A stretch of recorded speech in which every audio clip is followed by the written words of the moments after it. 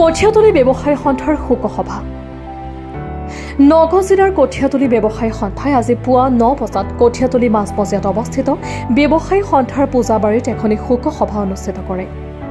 যোৱা মঙলবাৰে জুৰিৰ বাঢ়নী পানীত মাছ মাৰিবলৈ গৈ মৃত্যু হোৱা কঠীয়াতলী ব্যৱসায়ী সন্থাৰ সদস্য তথা প্ৰতিষ্ঠিত ব্যৱসায়ী ডিম্বেশ্বৰ হাজৰিকাৰ আকস্মিক বিয়োগত শোকসভা অনুষ্ঠিত কৰে।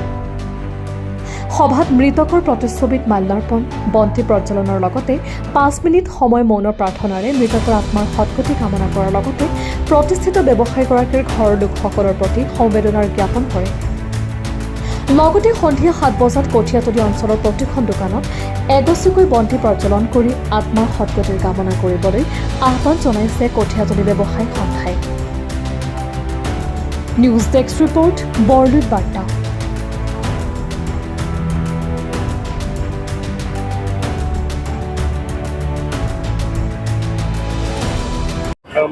সন্মানীয় আমাৰ কঠীয়াতলী ব্যৱসায়ী সন্থা সদস্যবৃন্দ, আজি আমাৰ মাজৰ পৰা এজন ব্যৱসায়ী, সুদক্ষ ব্যৱসায়ী গুচি গ'ল।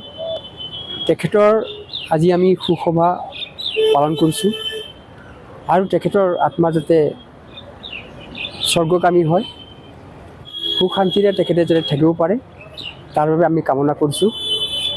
লগতে আমাৰ যি এই শোকসভা আমি ইয়াত পালন কৰিছোঁ, ইয়াৰ পিছতে আমি 7 বজাত, বিয়লি 7 বজাৰ লগে লগে প্ৰতিজন দোকানীয়ে যাতে এগছি বন্তি প্ৰজ্বলন কৰে তাৰ বাবে মই আহ্বান জনাইছোঁ।